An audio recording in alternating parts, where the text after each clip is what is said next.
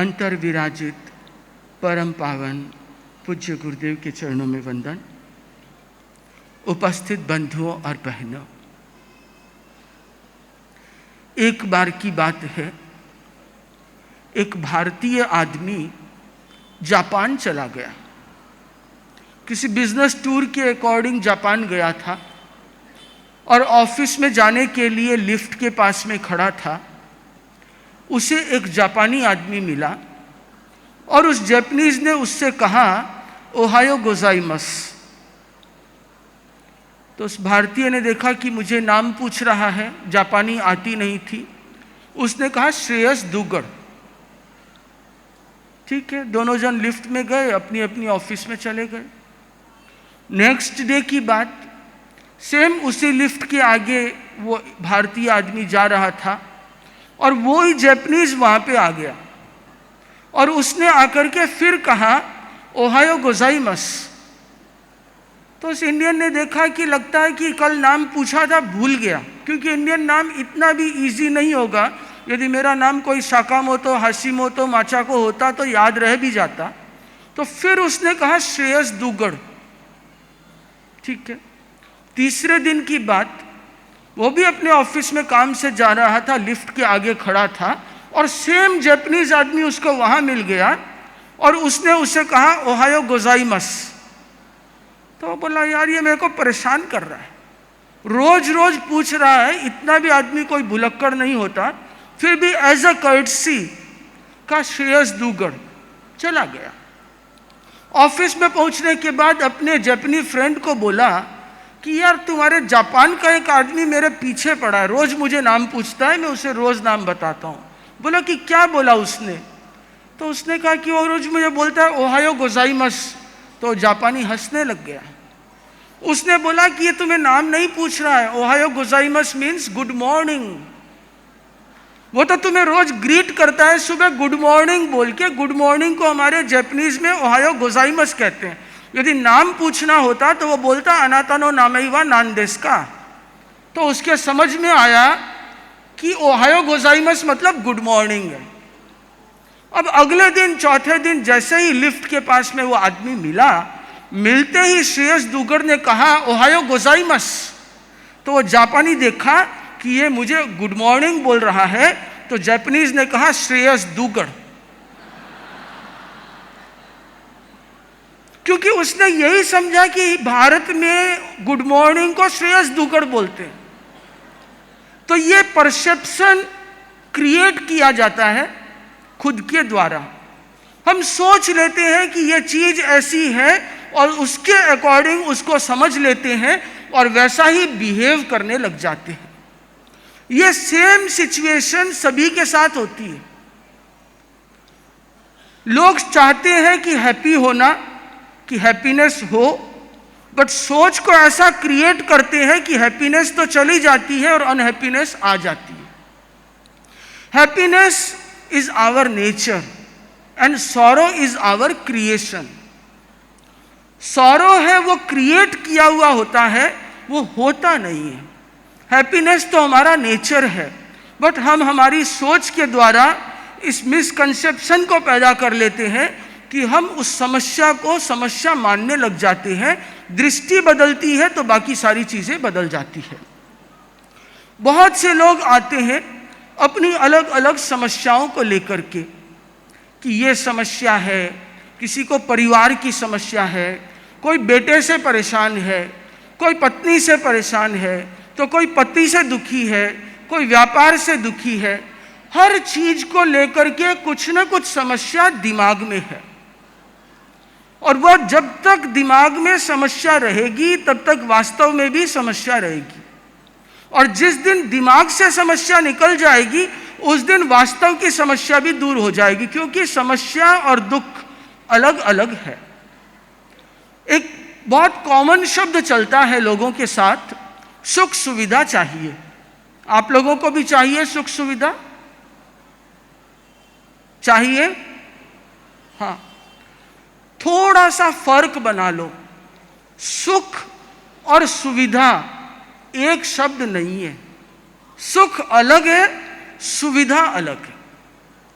सुख हो उसके पास सुविधा हो जरूरी नहीं है, जिसके पास में सारी सुविधाएं हो उसे सुख मिल जाए कोई जरूरी नहीं है। उदाहरण ले ले, साधु संतों को देखें तो हमारे पास में सुविधाएं कितनी है। आप लोगों के पास सोने के लिए बहुत अच्छा बेड है, उसके ऊपर भी डनलप लगा हुआ है, फिर आजकल कंफर्ट और लगाते हैं। हम लोग तो जमीन पे एक छोटा सा लूंकार बिछा के सो जाते हैं।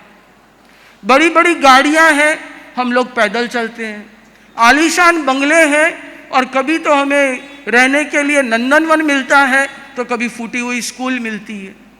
तो सुविधा के नाम पे देखा जाए तो बहुत कम, पर यदि मैं सुख के मामले में देखूं तो शायद आप लोगों से ज्यादा सुखी हम हैं। तो सुविधा का होना और सुख का होना बहुत डिफरेंट चीज है। एक करोड़पति आदमी, अरबपति आदमी सुविधा तो ले सकता है, बट सुखी हो कोई जरूरी नहीं है। कहते हैं ना कि पैसे से बेड तो खरीदी जा सकती है, नींद नहीं खरीदी जा सकती। पैसे से रोटी तो खरीदी जा सकती है, अच्छा खाना खरीदा जा सकता है, बट भूख नहीं खरीदी जा सकती। तो सुख और सुविधा, उन दोनों में भेद करना सीख जाएंगे। परसेप्शन अलग अलग होगा कि सुविधा डिफरेंट है, सुख डिफरेंट है, और हमें जो मूल चाहिए वो है सुख। तो कम सुविधा में भी ज्यादा सुख कैसे निकालना, ये सबसे इंपॉर्टेंट है।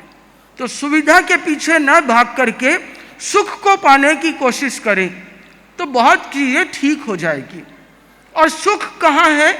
सिर्फ दिमाग में। और दुख कहाँ है? सिर्फ दिमाग में। दोनों चीजें सेम दिमाग में रहती है। अब उसको थोड़ा सा ट्विस्ट कर दो तो सुख है, और उधर ट्विस्ट कर दो तो दुख है। मान लीजिए कि आपके बिजनेस में 1 करोड़ का नुकसान हो गया, तो आपको दुख होगा कि नहीं?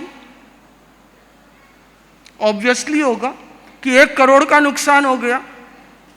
अब क्वेश्चन सिंपल सा है कि या तो आप 1 करोड़ चला गया उसके लिए दुखी हो जाओ, या आपके पास में 50 करोड़ और पड़े हैं उसका सुख मना लो। यदि ये सोच ले कि 50 करोड़ तो पड़े हैं ना, 1 करोड़ गया तो गया, स्टिल आई हैव 500 मिलियन, तो उसको दुख नहीं है। और वो यदि सोचता है कि 1 करोड़ चला गया तो दुखी है। सेठ सुमेरमल जी दुग्गड़ का बेटा भंवरलाल जी दुग्गड़, जो हीरे जैसा बेटा था, उनका जब स्वर्गवास हो गया दुर्घटना के कारण, तो कहते हैं कि पूरा सरदार शहर गांव रोया था। और उस समय में भी सेठ सुमेरमल जी की आंख में एक आंसू भी नहीं थे। तो उनसे पूछा गया कि सेठा हीरे जिया के बेटो चलियो गयो और थाने कोई दुख को नहीं। तो उन्होंने बहुत ही मार्मिक जवाब दिया कि वो हीरे जैसा बेटा 40 साल मेरे साथ रहा, मैं उसका सुख मनाऊं या वो चला गया इसका दुख मनाऊं। तो मेरे साथ मेरा सौभाग्य था कि वो 40 साल मेरे साथ रहा, तो मुझे तो खुशी है कि वो 40 साल तक मेरे पास था, तो मैं उसके लिए खुश मनाता हूं कि ऐसा बेटा मेरा था। तो एक ही प्रसंग में उसे 2 तरीके से देखा जा सकता है, चाहे सुख निकाल लो, चाहे उसी सिचुएशन में से दुख। तो सुखी होना है तो अपने परसेप्शन को चेंज करना है। और सबसे बड़ा दुखी होने का एक कारण बनता है कंपैरिजन। आदमी हमेशा कंपेयर करता है, तो जब तक कंपेयर करेगा तब तक प्रॉब्लम बढ़ती जाएगी। खुद को कंपेयर करते हैं, और कंपेयर किससे करते हैं? अपने से बड़े से, कि यार उसके पास में इतना बड़ा मकान है, मेरे पास नहीं है। उसकी गाड़ी तो मर्सिडीज है, मेरी नहीं है, और इसलिए दुखी हो गए। मेरे पास क्या है वो इंपॉर्टेंट नहीं है, बट उसके पास है, मेरे पास नहीं है। ये कंपैरिजन दुख का कारण पैदा करता है। वो जो ज्वेलरी मेरी ननद के पास है, मेरे पास नहीं है, तो ये कंपैरिजन दुख पैदा करता है। और कंपैरिजन न करें, कंपैरिजन करना ही है तो मुझे लगता है बॉम्बे वालों को तो धारावी जाना चाहिए। वहां जाके खुद को कंपेयर करो तो आप सुखी सुखी नजर आओगे। आपको लगेगा कि आपके पास तो बहुत कुछ है, पर कंपेयर करते हैं एंटीलिया के सामने खड़े होकर के, और फिर बोलते हैं कि बहुत दुख हो रहा है। तो होना स्वाभाविक है। कंपैरिजन जहां भी होगा वहां प्रॉब्लम रेडी है। और इतना ही नहीं, खुद तो दुखी होते हैं, औरों को भी कंपेयर करके दुखी करते हैं। बहुत सी बार बच्चों के ऊपर में इतना प्रेशर क्रिएट किया जाता है मार्क्स लाने के लिए। मम्मी अपने बच्चे को लेके आती है, महाराज इसको बोलो तो पढ़ाई में मन लगाए, अच्छे मार्क्स आने चाहिए। क्यों? क्योंकि उसकी फ्रेंड के बेटे के 98 आए थे, मेरे पड़ोसी का बेटा हमेशा फर्स्ट आता है, इसके वो अच्छा आता है, इसका पढ़ाई में मन नहीं लगता। तो मैंने कहा बहन एक बार एक काम करो, यदि तुम्हारी मार्कशीट पड़ी हो ना 9th की 10th की, उसको निकाल के देख लो, उससे तो अच्छे ही नंबर आ रहे हैं। कंपेयर करना है तो उससे क्यों करते हो? खुद की मार्कशीट निकालो। खुद के परसेंटेज तो 65 आए थे और बेटे का 90 भी आ जाए तो उसको लगता है कि 10 कट क्यों गया इसका, यदि थोड़ा और पढ़ता तो अच्छा होता। अरे बचपन को बचपन की तरह जीने दो। ये जरूरी नहीं है कि मार्क्स आने से ही वो सब कुछ कर जाएगा।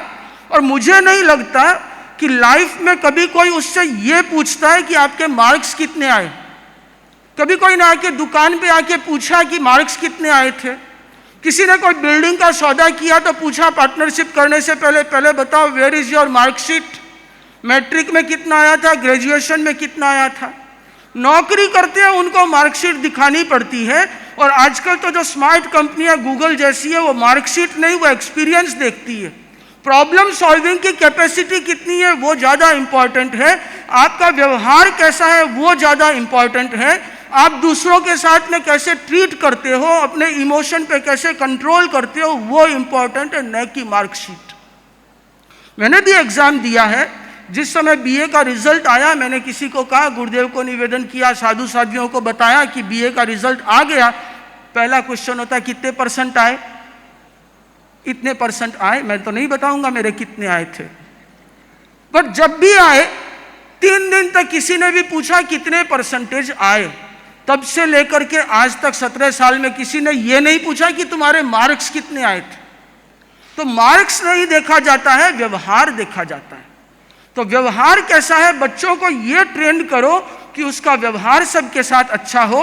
बच्चों को यह सिखाइए कि वो अपने गुस्से पे कैसे कंट्रोल कर सके, अपने बड़ों के साथ कैसे बिहेव करे, अपने साथियों के साथ में कैसे उदारता के साथ पेश आए। वो चीजें सिखाएंगे तो वो अच्छा बन जाएगा। केवल मार्क्स का प्रेशर दे करके उसे केवल पुस्तकें रटा दी तो उसको स्ट्रेस होना बहुत स्वाभाविक है। Don't compare with others. दूसरे बच्चों के साथ उसको कंपैरिजन करना छोड़ दें, क्योंकि 2 बच्चे कभी एक जैसे नहीं होते। ये अलग चीज है कि इंडिया का एजुकेशन सिस्टम ऐसा है कि हर बच्चे को एक ही मशीन से निकाला जाता है, चाहे उसकी एबिलिटी कुछ भी क्यों ना हो। पर जरूरी नहीं कि हर बच्चे की एबिलिटी साइंस की ही हो या हर बच्चा ज्योग्राफी में उतना होशियार हो। मुझे नहीं याद कि कभी भी किसी की जिंदगी में यह काम आया हो कि अकबर कब मरा, कब जन्मा, या अलेक्जेंडर ने कब भारत पे आक्रमण किया, जो सबको रटाया जाता है। बट किसी को यह नहीं सिखाया जाता कि बैठना कैसे चाहिए, सांस कैसे लेना चाहिए, अपने बड़ों के साथ व्यवहार कैसे करना चाहिए। So don't compare your child with other children. वो जैसा है उसको एक्सेप्ट करो। 2 वर्ड आते हैं इंग्लिश में जो बहुत इंपॉर्टेंट है। One is expect. जहां पे भी हम कुछ एक्सपेक्ट करते हैं वहां पे समस्या आती है। एक्सपेक्टेशन होगा तो दुख का होना निश्चित है। आशा ही हमारे दुख का सबसे बड़ा कारण है, क्योंकि एक्सपेक्टेशन कभी मेट आउट हो ही नहीं सकती। जितना मेट आउट होगा उससे ज्यादा का एक्सपेक्टेशन बढ़ जाएगा। तो एक्सपेक्टेशन होगा तो प्रॉब्लम होगी। Don't expect, just accept. जो है उसको एक्सेप्ट करना सीख जाए तो बहुत सारी समस्याएं अपने आप सॉल्व हो जाएगी। इसलिए बंधुओं, यदि सुखी रहना है तो एक्सपेक्टेशन को न करके एक्सेप्टेंस को स्वीकार कर ले। जो है वो अच्छा है। कुछ दिन पहले भी चर्चा की थी, जो प्राप्त है वो पर्याप्त है। यदि इतना सा हम अपने मन को समझा लें कि जो प्राप्त है वो पर्याप्त है, तो बाकी सारी समस्याएं तो ठीक हो जाएगी। हमारी एक्सपेक्टेशन ऐसी होती है कि वो हमें एक्सेप्ट करने नहीं देती, और एक्सेप्ट नहीं करते हैं और एक्सपेक्टेशन मेट आउट नहीं हो तो फिर दुखी होना स्वाभाविक है। चाहते तो है हैप्पीनेस और क्रिएट करते हैं दुख। तो हैप्पीनेस तब है कि सिचुएशन चाहे कैसी भी हो, आप उसको अपने अकॉर्डिंग मोल्ड कर लो। उसको यदि मोल्ड कर लेंगे तो कैसे भी एडवर्स सिचुएशन में से भी आप अपना सॉल्यूशन निकाल लेंगे। एक कहानी याद आ गई। एक बार एक मारवाड़ी एक ट्रेन में जा रहा था और संयोग की बात देखो कि उस पूरे ट्रेन के डब्बे में सिर्फ 3 आदमी थे। मुंबई का लोकल ट्रेन नहीं, कोई लंबे सफर की ट्रेन थी, या ऐसा कह दूं कि वो विरार वसई से चला था सुबह सुबह, तो उस समय 3 आदमी ही मिलते हैं, हम लोगों ने देखा था विहारों में। अब ऐसी कोई सिचुएशन थी, पूरे डब्बे में सिर्फ 3 आदमी, एक तो वो मारवाड़ी था और एक कपल था, पति पत्नी दोनों थे, और चौथा कोई आदमी ही नहीं था। अब पति ने अपनी पत्नी से कहा कि आज मेरी इच्छा हो रही है, मैं ये ट्रेन की चेन खींच के रोकना चाहता हूं। तो पत्नी ने कहा कि ऐसा मत करना, जुर्माना लगेगा, पुलिस आएगी, रेलवे पुलिस, फाइन लगेगी, क्या फायदा। बोले नहीं, मेरी इच्छा बहुत है। बोले कितना जुर्माना लगेगा। बोले 10,000। बोले तुम्हारे पास कितने हैं। बोले कि मेरे पास 4,000। तो पति ने कहा मेरे पास 6,000 है। तो 6 और 4 10। आज तो चेन खींचूंगा, 10,000 लगेंगे तो लग जाने दो। तो आदमी ने अपनी इच्छा पूरी करने के लिए मन बना लिया। तो पत्नी ने कहा कि एक उपाय और है, एक काम करते हैं कि पूरे कंपार्टमेंट में 3 ही आदमी हैं, आप चेन खींच लो, और जब पुलिस आए और पूछे कि चेन क्यों खींचा, किसने खींचा, तो हम बोल देंगे उस मारवाड़ी ने खींचा है। आप बोलना मारवाड़ी ने खींचा ना, आई एम विटनेस। भारत के कानून में तो एक विटनेस हो तो इतना तो बहुत है, तो विटनेस मैं बन जाऊंगी कि हाँ इसी ने खींचा है। तो जो भी जुर्माना लगेगा वो इस मारवाड़ी का लगेगा। अब ये सिचुएशन तो बड़ी चिंता वाली थी कि ऐसे ऑकवर्ड सिचुएशन में क्या करें, ब्लेम भी लगेगा, विटनेस भी है, और गलती भी नहीं और दोषी भी हो जाएगा। उन्होंने चेन खींच दी, ट्रेन रुकी। ट्रेन रुकने के बाद में रेलवे पुलिस आई और आकर के पूछा कि चेन किसने खींची। पति ने कहा ऊपर जो सीट पे मारवाड़ी बैठा उसने खींची। तो उसकी पत्नी बोली हाँ मैंने भी देखा है, उसी ने खींचा है। तो पुलिस ने उससे पूछा मारवाड़ी से कि भाई तुमने चेन खींची। और मारवाड़ी बेचारा क्या करता, उसने कहा हाँ सर मैंने खींची।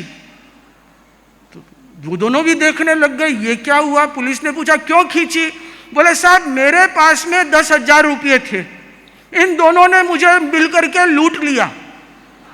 आप चाहे चेकिंग कर लीजिए, इसके पास में 6,000 और इसने 4,000 आपस में बांटे हैं, और यदि मैं सही हूं तो मेरे 10,000 मुझे वापस दिलाओ। सिचुएशन कैसे भी हो, यदि हम अपने दिमाग का संतुलन न खोए तो सिचुएशन को अपने फेवर में कर सकते हैं। दुख समस्या अलग अलग है, इसे अच्छी तरीके से समझ लें। समस्याएं तो लाइफ में आएगी आएगी, उस समस्या को लेकर के दुखी हो जाएं तो रोज दुखी होते रहेंगे, और उस समस्या के अकॉर्डिंग अपने मन को ठीक कर लें तो वो सेम चीज आपको अच्छी लगने लग जाएगी।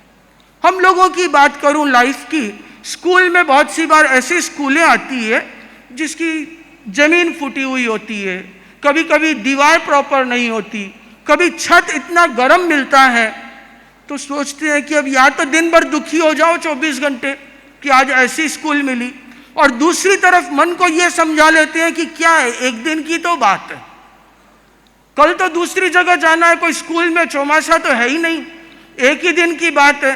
तो एक दिन की बात है तो दिमाग पे कोई असर नहीं होता, निकल जाते हैं। आहार में यदि कुछ मान लो मनोनुकूल नहीं आया तो क्या हो गया, एक दिन की तो बात है, तो एक दिन नहीं आया तो भी ठीक है। और यदि मुझे राष्ट्रपति भवन में रख दिया रहने के लिए तो भी तो मन यही कहता है एक दिन की तो बात है, कल तो विहार करना है। अभी मदन जी ने नंदनवन दे रखा है चौमासे के लिए, तो यहाँ रह रहे हैं, और कल स्कूल में जाएंगे तो वहां रहेंगे। जितने सुखी यहाँ पे हैं उतने ही सुखी वहां पे, क्योंकि सुख जगह में नहीं है, सुख दिमाग में, सुख पदार्थ में नहीं है, सुख हमारे भीतर है। पदार्थ आएगा जाएगा, लाइफ के सिचुएशंस आएंगे जाएंगे, it is a cycle, upwards होगा डाउनवर्ड्स होगा, होगा ही होगा। बस उस सिचुएशन को ये सोचते हुए निकाल दें कि ये भी बीत जाएगा, तो यदि हम हमारे मन को कंट्रोल करना सीख जाएं, अपने थॉट्स को थोड़ा सा चेंज करना सीख जाएं, मोल्ड करना सीख जाएं, तो हर एडवर्स सिचुएशन में भी हम सुखी रह सकते हैं। आप आचार्य श्री को देखें कि उनके चेहरे पे हमेशा हैप्पीनेस ग्लो करता है। कभी देख लें, मेरे सामने तो यदि हजारों लोग दर्शन करने आ जाएं तो मुझे लगता है कि 2 घंटे में मेरी बैटरी तो डाउन हो जाएगी। और आचार्य श्री के पास सुबह 4 बजे से लेकर रात को 10 बजे तक हजारों लोग आते हैं, उन्हें जयकारा देते हैं, दर्शन देते हैं, उसके बाद भी चेहरे पे वो की वही मुस्कान रहती है। ये स्थिति क्यों है? क्योंकि वो प्रसन्नता भीतर से आती है।